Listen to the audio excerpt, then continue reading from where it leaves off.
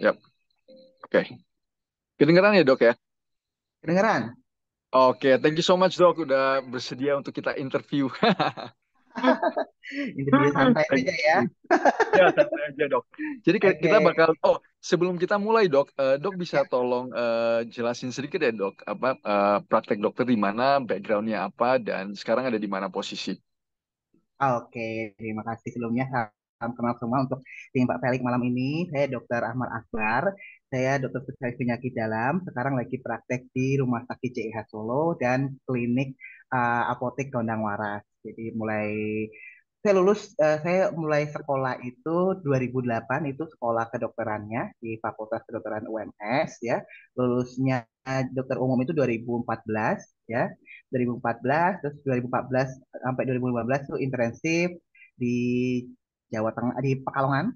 Lalu di 2016 sampai 18 itu saya di Sumatera karena saya asli Sumatera, jadi saya pulang ke Sumatera. Oh, Ya, ya. Sumatera Di mana, Selatan, Dok? Lubuk Oh, Sumatera Linggau. Selatan. Oh, Ya, ya. meninggal. Jadi saya pas itu balik praktek itu sekitar 1 tahun, lalu saya balik lagi ke Solo untuk mempersiapkan sekolah PPDS, dokter spesialis penyakit dalam itu residen. Jadi tahun 2018 Agustus saya masuk, tahun Juni 2022 saya lulus gitu. Oh, yap, yap, yap, yap. Oh, mantep, mantep. Dok, sekarang kita bakalan ngebahas soal ginjal, Dok. Ini juga Oke. apa topik yang sangat-sangat menarik sih, dan banyak sekali yang nanya sih kadang kalau saya di TikTok itu. Eh, apakah kesehatan ginjal itu dipengaruhi oleh gaya hidup seseorang, Dok? Oke, benar. Jadi, kalau ditanya apakah kesehatan ginjal itu dipengaruhi oleh gaya hidup seseorang, pastinya iya, ya, karena tidak hanya ginjal saja, seluruh organ tubuh kita akan berhubungan dengan pola hidup sehat. Jadi ada yang bilang kamu adalah apa yang kamu makan. Jadi istilahnya kesehatan organ kamu, kesehatan dari mental kamu, kesehatan dari fisik kamu itu sangat keterkaitan dengan pola hidup seperti itu gaya hidup. Jadi bagaimana dengan apa namanya gaya hidup dari makanan, dari manajemen stres dengan baik, dari menghindari pola-pola hidup yang tidak sehat seperti merokok, alkohol, ataupun stres yang berkepanjangan. Itu itu sangat tidak baik kepada organ-organ tubuh ya. Dalam hal ini kita bahas adalah tentang ginjal. Stres juga berpengaruh sekali ya, Dok ya, stres. Iya, stres yang tinggi, stres yang berkepanjangan, tidak termanajemen dengan baik, itu sangat berpengaruh terhadap kesehatan organ. Salah satunya adalah organ ginjal yang saat ini kita bahas. Gitu. Hmm, iya karena kadang kita berdiskusi juga sih sama temen dan segala macam kan. Kadang eh, kita tahu dari mana ya kalau kita itu stres ya, Dok ya. Maksudnya kan kadang kita menurut kita itu kita nggak stres. Parameter Hmm. apa yang bisa kita pikirin? Maksudnya bisa kita mungkin kita apa telaah dan kita nilai bahwa kita ini dalam kondisi yang stres atau enggak. Oke, jadi yang pertama pada orang-orang yang stresnya tinggi atau sedang stres itu otomatis pola tidurnya itu tidak teratur. Ya, pola tidurnya tidak teratur. Kadang-kadang orang stres itu banyak bentuk ya, kadang bentuknya ke cemas, kadang bentuknya ke depresi, gangguan mental seperti itu akan salah satunya mengganggu yang namanya pola tidur. Jadi kalau orang cemas itu dia sulit untuk memulai tidur. Sedangkan kalau yang depresi dia bisa tidur tapi nanti kebangun tengah malam tuh nggak bisa tidur lagi gitu. Itu dari Hmm. sisi pola tidurnya saja ya. Dari sisi pola pikir, dari sisi konsentrasi tentunya orang stres biasanya tidak bisa fokus ya karena terlalu banyak yang dia pikirkan, dia cemaskan sehingga konsentrasinya berkurang gitu ya. Terus yang ketiga nanti ada ketidakseimbangan vegetatif, istilahnya ketidakseimbangan dalam ketegangan saraf. Jadi ini biasanya pada orang stres itu seharusnya dia berdebar-debar, terus dia bisa diare, dia bisa gemeteran, terus apa namanya keringetan seperti orang cemas seperti itu. Tapi kalau sudah stres berkepanjangan, akhirnya tubuh ini tidak bisa merespon lagi uh, respon fisiologis stresnya gitu. Sehingga yang harusnya kalau dia stres, ketakutan itu dia bisa diare, bisa deg-degan terus tapi ujung-ujungnya dia sudah terbiasa akhirnya dia tidak memunculkan lagi respon fisiologis tersebut gitu. Jadi kayak pola respon sarafnya jadi kacau gitu. Itu Hmm. kalau itu udah masuk ke dalam banget gitu ya, masuk ke dalam banget respon imunologis, respon neurologisnya. Tapi kalau untuk orang awam biasanya pola tidur terganggu, kesehatan dari mental terganggu, terus pola pikirnya juga tidak bisa konsentrasi dengan baik, itu sudah menandakan dia dalam tidak baik-baik saja gitu, secara psikologis. Kalau seandainya hubungan antara stres sama sama ginjal, dok, apakah itu kalau kalau gua ngeliat sih mungkin dari sisi apa dari sisi hipertensi mungkin ya. Kalau Ya, stres kan ya, tendensi kita itu bisa bisa tekanan darah tinggi ya kan. ya, ya. Ya benar. Jadi kalau dari sisi kita lihat, misalnya dari stres hubungannya nanti ke ginjal itu adalah dia akan meningkatkan pertama itu dia meningkatkan hormon kontrainsulin seperti glukagon sehingga tekan apa gula darahnya tinggi gitu ya. Kedua dia bisa meningkatkan hormon stres seperti kortisol, norepinefrin. Epinefrin itu akan memicu tekan darah tinggi. Nah, kalau ini terus terus terpicu, tekan darahnya itu selalu tinggi sehingga mengaktifkan yang namanya aktivasi dari sistem di ginjal itu yang menyebabkan nanti memberatkan beban kerja ginjal gitu ya. Nggak cuma ginjal aja nih, kadang ke jantung juga ya. Jadinya makanya kalau stres itu dalam penelitian itu dapat meningkatkan 60% angka kejadian kardiovaskular event atau kematian akibat serangan jantung, serangan stroke ataupun memperberat gejala pada penyakit yang sudah ada sebelumnya gitu. Misalnya penyakit Hmm. autoimun, lupus seperti itu ya itu kan rematik artritis. Kalau stres itu selalu flash, selalu datang lagi karena dia banyak mekanisme saraf-saraf dan apa namanya mekanisme tubuh itu akan merespon itu menjadi tidak baik terhadap orang yang menderita penyakit-penyakit tertentu. Gitu. Yang tidak menderita penyakit saja sudah tidak baik, apalagi sudah ada bibit penyakit sebelumnya. Sehingga stres ini kaitannya kalau dengan ginjal nanti hipertensi akan membuat beban kerja ginjal memberat gitu ya, lalu menjadi ujung-ujungnya jadi gagal ginjal ya itu. Kenapa hipertensi itu tendensinya merusak ginjal ya dok ya? Iya, jadi sebenarnya hipertensi itu tidak hanya merusak ginjal Betul, ya, ya, tapi ada ke semua ya. Ya. Ya. pembuluh darah secara keseluruhan, pembuluh darah otak, pembuluh darah jantung. Mungkin di otak dia bisa kena stroke, di jantung dia bisa kena serangan jantung gitu ya. Di ginjal nanti dia bisa merusak ginjal. Karena apa? Karena sistem RAAS namanya renin angiotensin aldosterone system itu bermula dari si ginjal. Ya, renin itu dihasilkan oleh Hmm. ginjal. Nanti ujung-ujungnya dia menghasilkan angiotensin 2, di mana angiotensin 2 ini memperkecil dari kayak sedotan, kayak pembuluh darah kita tuh kayak sedotan kecil lama dia diperkecil sehingga air darahnya kan airnya jadi itu ya airnya akan mengalir deras gitu kencang karena pipanya ini kita tekan nih jadi tekanannya Hmm. berat. Nah, tapi efek lain dari si ginjalnya sehingga kalau dia menyempit sehingga seolah-olah nanti pasokan dari aliran darah ke ginjal itu akan berkurang. Jadi sehingga menyebabkan kematian otot-otot dan sel-sel dari ginjalnya sehingga terjadilah kerusakan ginjal secara permanen, kebocoran protein, fibrosis ginjal yang berujung kepada misalnya berujung kepada gagal ginjal ya, urin katanya tinggi, urin menjadi tinggi, lalu protein urinnya positif banyak pada urinnya karena ginjal tuh nefron-nefron ini seperti saringan-saringan santan gitu ya. Kalian lihat jadi kalau Hmm. misalnya dia sudah ada kerusakan sehingga ada kebolongan, jadi molekul protein yang besar bisa lolos dari saringan tersebut dan dia kalau misalnya sudah fibrosis jadi kaku gitu nggak lentur lagi untuk menyaring cairan darah dan segala macamnya sehingga terjadilah kebocoran-kebocoran molekul penting yang dalam urin kayak gitu.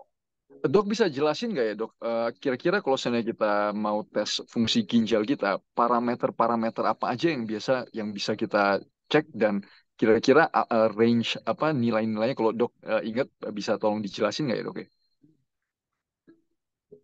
Oke, jadi kalau misalnya hal simpel ya, kita bisa cek darah dulu ya, ureum kreatinin ya, di mana ureum harus di bawah 50 ya. Ini tergantung range-nya Ya. masing-masing ya, biasanya di antara kurang dari 40 sampai 50 ya, tidak boleh lebih dari itu kalau ureum. Kalau kreatinin nanti tidak batas normalnya itu kalau di lab rumah sakit saya itu 0,7 sampai 1,17. Jadi tidak boleh melebihi itu ataupun kurang dari itu ya. Itu kreatinin. Tapi untuk cek urin, kita bisa juga cek urin untuk mengetahui kebocoran protein ya.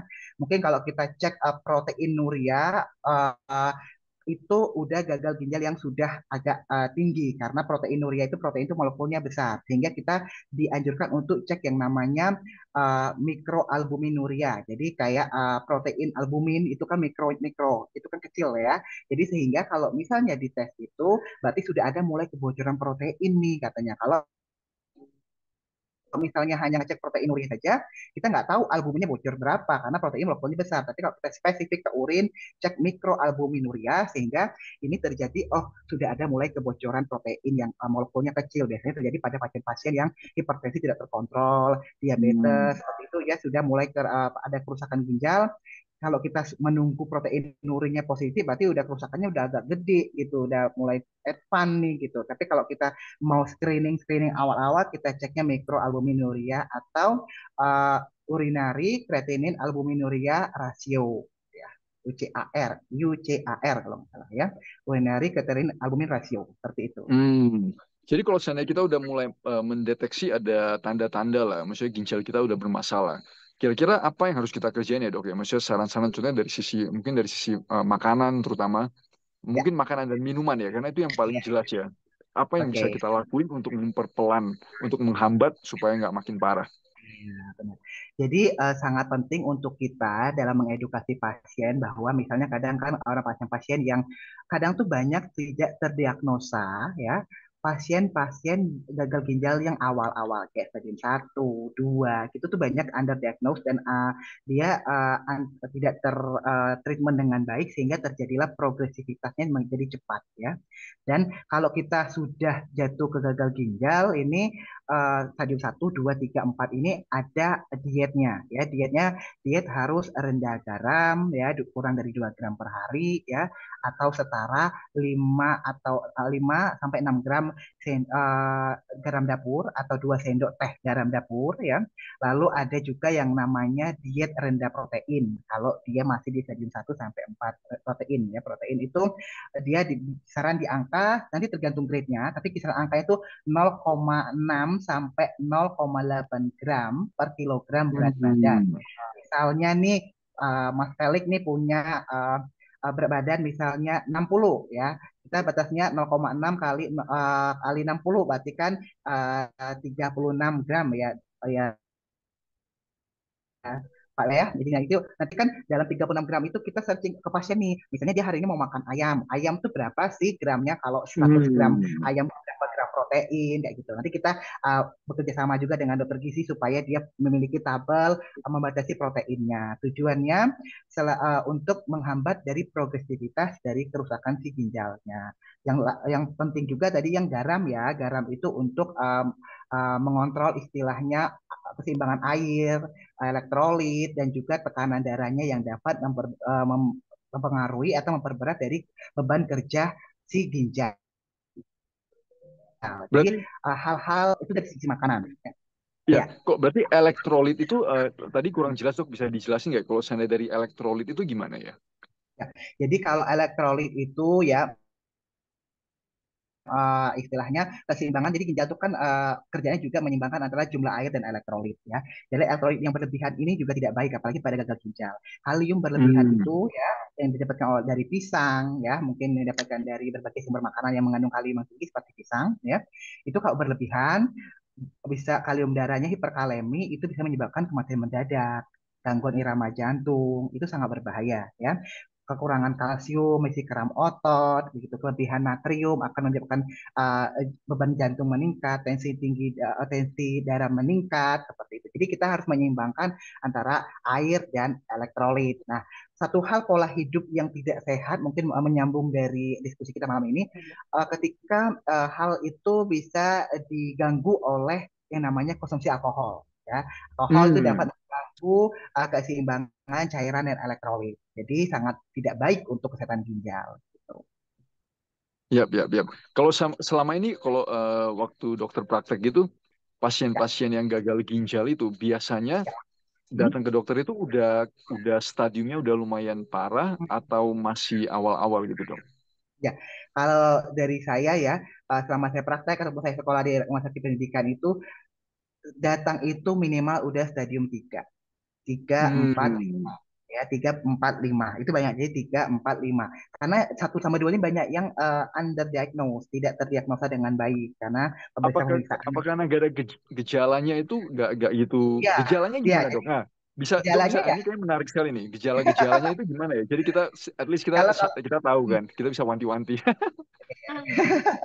kalau biasanya itu memang itu, Pak Felix ya. Jadi kalau stadium 1, 2 itu memang kita membutuhkan pemeriksaan khusus ya, terutama pada orang-orang yang beresiko tinggi mengalami kerusakan ginjal. Seperti apa sih dok? Gitu seperti pasien-pasien hipertensi, pasien-pasien yang mengkonsumsi obat-obatan yang banyak, misalnya pada penyakit kronisnya gitu ya, pasien-pasien diabetes, pasien-pasien dengan berhubungan dengan hipertiroid ataupun pasien-pasien yang kolesterol tinggi. Nah, itu kita harus screening ekstra pada pasien-pasien tersebut karena stadium 1, 2, 3 itu kadang tidak bergejala ya kadang tidak ada keluhannya gitu ya tidak ada keluhannya seperti orang biasa dia pipis Hmm. lancar jangankan stadium 1, 2 stadium 5 saja tuh ada yang pipisnya masih lancar tidak ada pipis merah tidak ada pipis Oh. berbusa tidak ada kaki bengkak itu wajar jadi kita diagnosenya lebih ke pemeriksaan penunjang karena keluhan tuh kadang tidak ada yang dirasakan secara spesifik ya.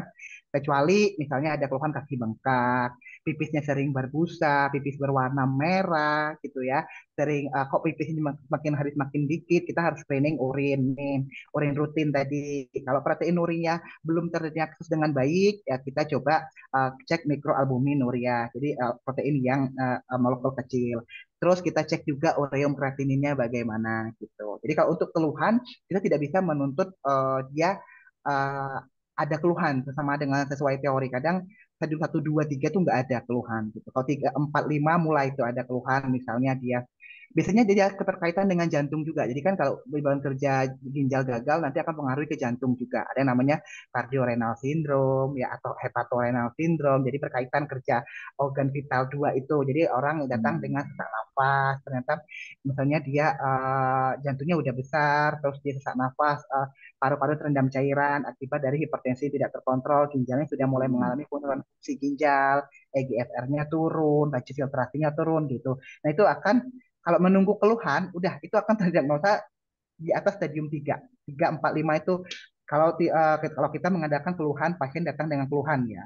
Tapi kalau pasien yang aware dengan kesehatannya ya, pertama pada rumah sakit ya saat ini rumah sakit saya misalnya saya praktek ini uh, MCU kan rutin ya, MCU rutin pada pasien-pasien yang asuransi swasta gitu, dia akan MCU rutin, screening setidaknya setahun sekali atau 6 bulan sekali untuk men-screening dari kesehatannya. Nanti akan ketemu, oh ada mikroalbuminuria nih Pak, Bapak harus mulai diet rendah garam, tensinya harus terkontrol, Bapak harus mulai diet rendah protein, gitu. Jadi kita edukasinya lebih ke pola hidup gitu supaya menghambat dari progresivitas dari kesehatan ginjal apa Hmm. keburukan ginjalnya gitu Pak Lali.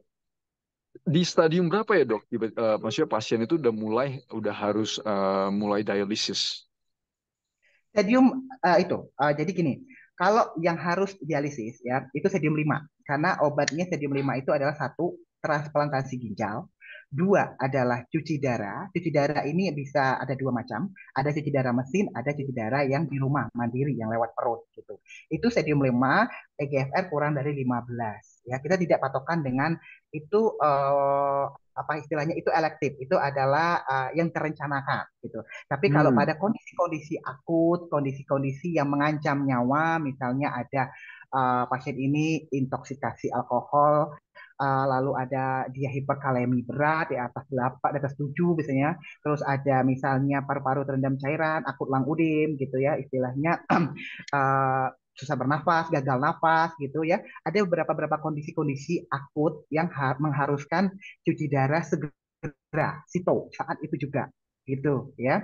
Nah itu bisa disebabkan dari gagal ginjal akut ataupun gagal ginjal kronis. Nanti bedanya gagal ginjal akut biasanya kalau misalnya orang-orang intoksikasi alkohol, cuci darah, habis itu perbaikan nggak nih kalau dia reversible, ya sudah berarti dia tidak butuhkan cuci darah yang berkelanjutan. Tapi pada pasien-pasien gagal ginjal kronis, di mana EGFR-nya sudah di 215, dan kalau pasien-pasien dengan diabetes, diabetes kidney disease, jadi pada diabetes itu karena pembuluh darah itu lebih rapuh dari pasien-pasien hipertensi ya, karena status hiperglikemik atau status glukosa yang tinggi itu mempercepat kerusakan dari pembuluh darah, sehingga dia kalau kita di klinis aplikatifnya itu kalau LGFR-nya kurang dari 20 aja sudah kita edukasikan, kita sarankan untuk cuci darah.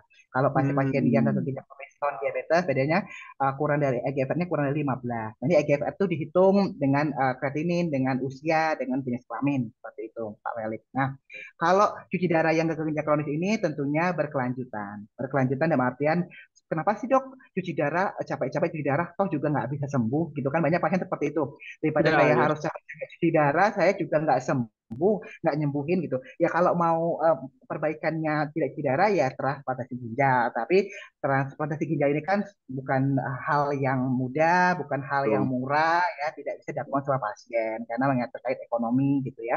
Tapi kalau misalnya cuci ginjal itu adalah fungsinya dia itu menghambat dari progresivitas dari penyakit ginjalnya yang bisa akan mengganggu organ-organ lain.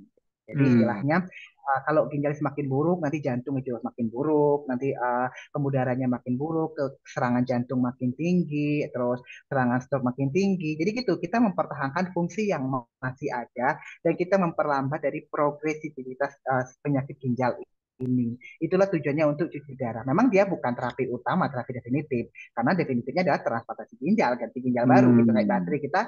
baterai kita apa istilahnya kembung, ya kita ganti baterai baru. Tapi kalau hanya untuk dicas per tiap kali per jam dicas hanya untuk mengisi daya baterai, itu kan tidak menyelesaikan masalah utama, hanya menyambung saja hidupnya gitu, mempertahankan fungsi yang ada, memperlambat dari kerusakan ginjalnya. Mungkin itu banyak pasien-pasien yang kadang gagal ginjal kronis itu memang sudah depresi, dekat erat kaitannya dengan depresi karena dia merasa akhir hidupnya harus cuci darah terus. Itu kan Hmm. keputusan yang sangat berat. Ya. Tapi kalau tidak cuci darah ini akan lebih bahaya lagi. Datang dengan encephalopathy uremicum, itu adalah keracunan dari zat ginjalnya. Istilahnya kita bahasa awamnya keracunan di otak, gitu ya, menyebabkan dia jadi tidak sadarkan diri, malah apa nama gagal nafas karena sesak, karena terendam cairan, gitu. Jadi kondisi-kondisi akut ini yang harus dihindari karena ini adalah mortalitas atau angka kesakitan, angka kematian yang sangat tinggi jika tidak terkontrol dengan baik gitu.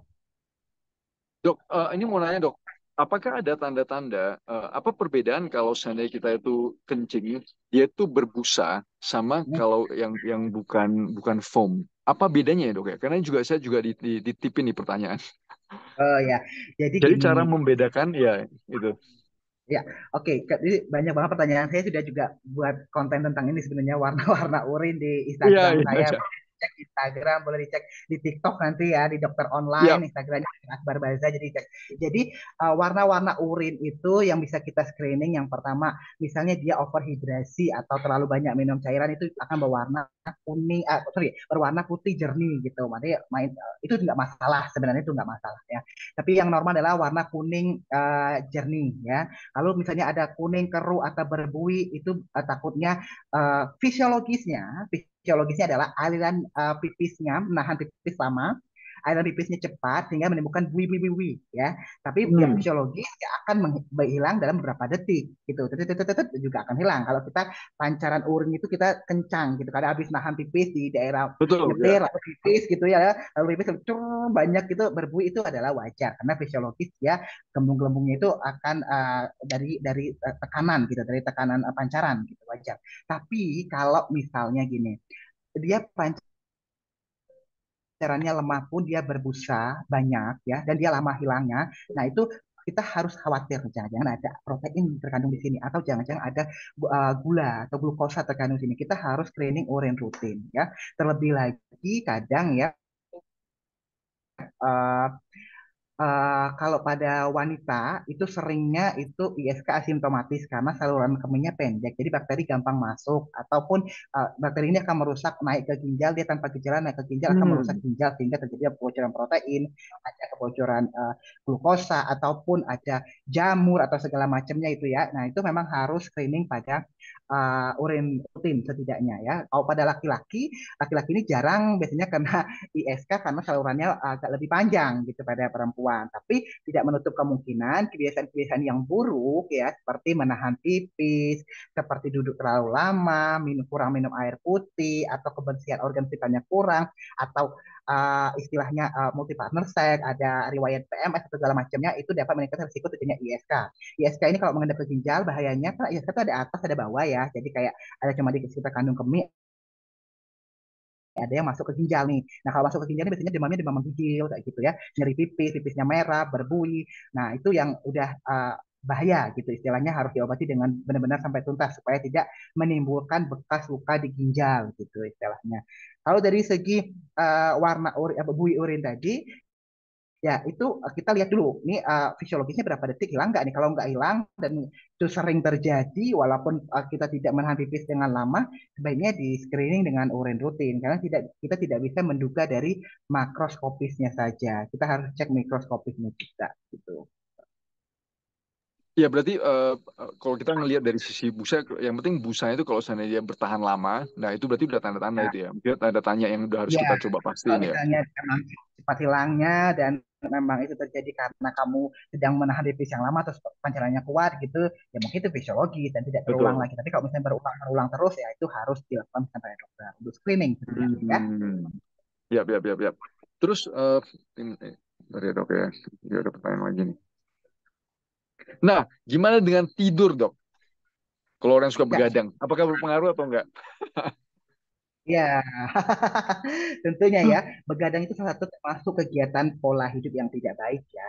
Begadang itu karena yang pertama kalau kita begadang dengan satu nih selain efek dari fase tidur tuh ada fase NREM, ada fase REM ya. Jadi non rapid eye movement, ada rapid eye movement. Di mana itu sangat harus dituntut secara berkualitas supaya terjadi efek baik pada tubuh ya. Itu yang pertama.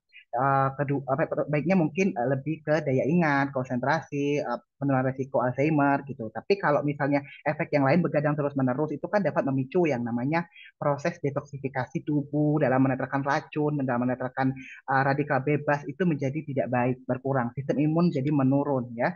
Dan kerja organ itu tidak ada istirahatnya untuk melakukan detoksifikasi, relaksasi gitu ya.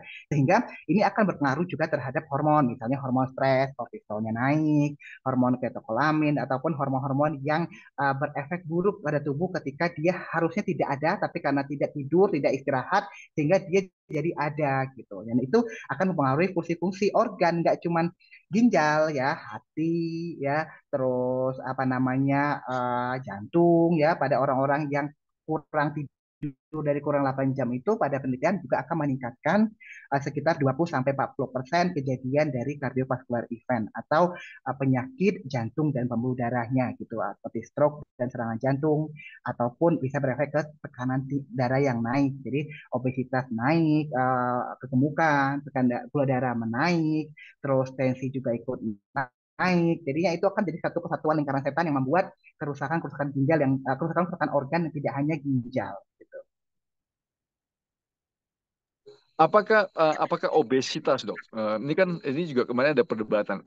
Bentuk badan manusia obesitas itu berpengaruh terhadap kesehatan organ dalamnya kita. Terutama juga Ini dari sisi ginjal sih. Karena kalau ya, dok kan kalau ini mungkin mungkin saya agak bias sih. Mungkin saya agak bias. Kadang saya ngelihat kalau kita ngelihat jalan-jalan lah kemanapun itu tingkat obesitas di Indonesia itu kalau menurut saya sih meningkat tajam sih ya dok ya. Kalau menurut saya, maksudnya dibanding dulu itu kelihatan sekali kan. Kalau menurut dok itu ya, gimana? Apa sih apa sisi pandangan analisanya medis. dokter itu gimana?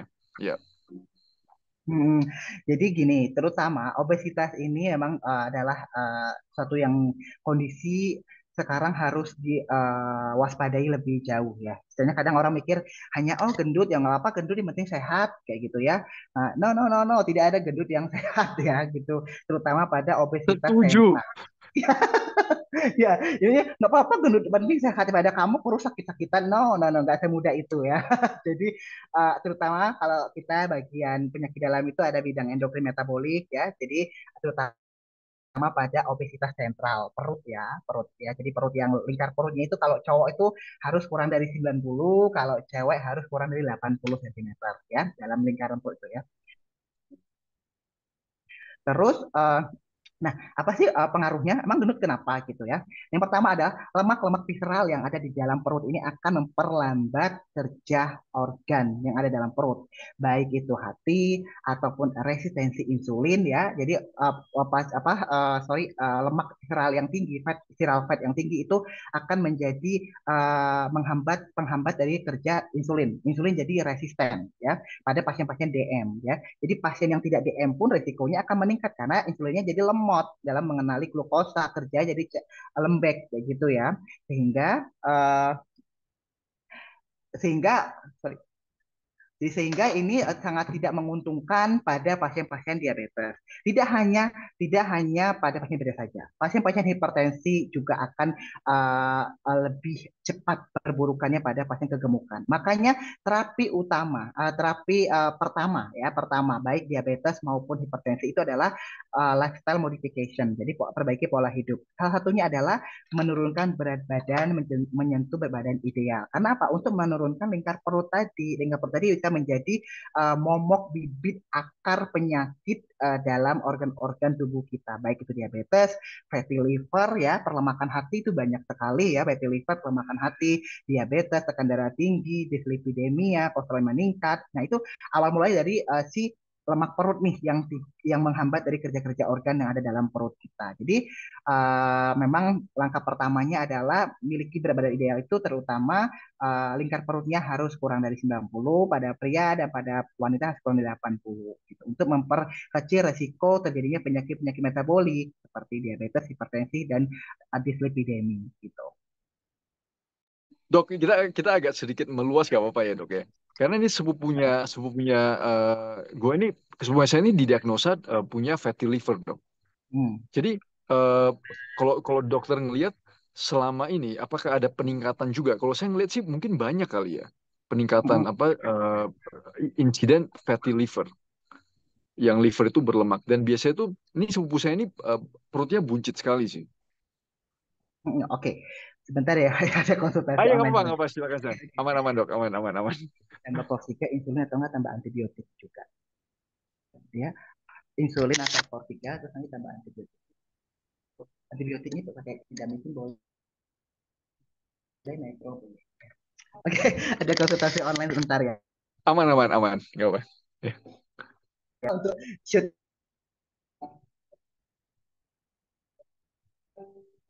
fatty liver yang Pak Felix bilang tadi emang paling banyak diderita ya pada pasien-pasien. Sebenarnya ada grade-nya nih, grade 1, 2, 3 gitu. Nah, kita tuh terapi utamanya adalah apa sih? Ya, itu tadi olahraga ya, satu untuk perbanyak makan buah dan sayur, memiliki berat badan ideal, terus mengurangi makan makanan yang berkolesterol tinggi, misalnya santan, goreng-gorengan ya.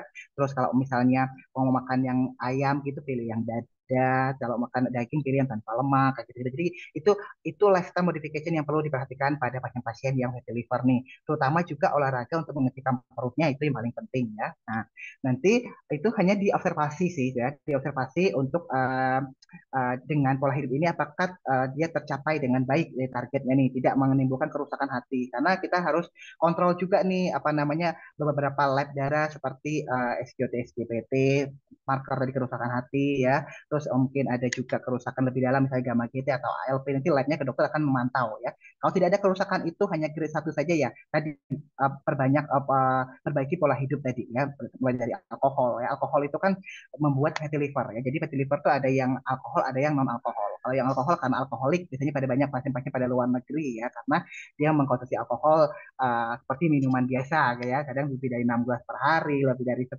bir per hari gitu untuk menghangatkan tubuhnya karena cuacanya dingin. Jadi paling banyak ditemukan fatty livernya karena alkohol. Tapi kalau kita biasanya karena makanan, gitu. Karena makanan kita Indonesia goreng-gorengan, lemak yang tinggi, Gila jadi ya. akan kolesterolnya gitu. Jadi terjadi fatty liver seperti itu. Dan itu istilahnya apakah itu berbahaya gitu? sebenarnya bukan yang mengancam seperti kanker hati itu tidak, tapi itu akan mempengaruhi juga fungsi-fungsi hati nantinya ya, seperti dalam produksi albumin, dalam memproduksi trombosit, dalam istilahnya dalam memproduksi dari faktor-faktor pembekuan darah kan jadi diproduksi di hati. Nanti kalau dia tertutup lemak banyak seperti kita Hmm. tertutup plastik, akhirnya kita tidak bisa bergerak dengan bebas, hati tidak bisa bekerja dengan baik. Nah itu yang bahayanya sih kalau sudah mengganggu fungsi hati itu yang bahayanya.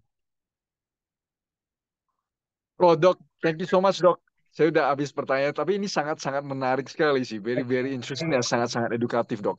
Appreciate it apa detail-detail yang dokter tadi kasih, terutama dari sisi apa yang harus kita perhatiin dari kalau kita ngelihat urin itu nomor Ya, satu. Terus yang kedua, apa-apa aja tes lab yang harus kita pastiin sih, harus kita tanyain ke dokter-dokter kita. Kalau misalnya kita ke dokter, apa-apa aja yang kita harus perhatiin dari sisi hmm. kesehatan ginjal.